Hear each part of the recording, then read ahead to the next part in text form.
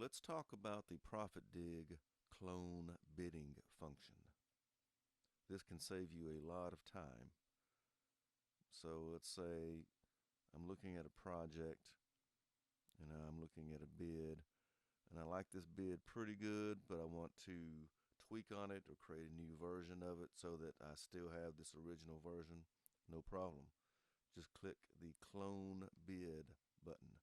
I can clone it to the same project I'm already working on, or I can clone it to another project. In this case, I'm going to stay inside the same project.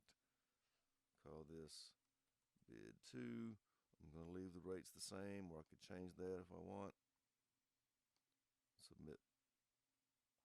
And so now I have another bid in this project that's exactly the same. I can come in here and tweak on this one, make changes to it, and my original bid stays the same. Or say I really like this bid and I think it would work on another project. I can easily copy it to another project.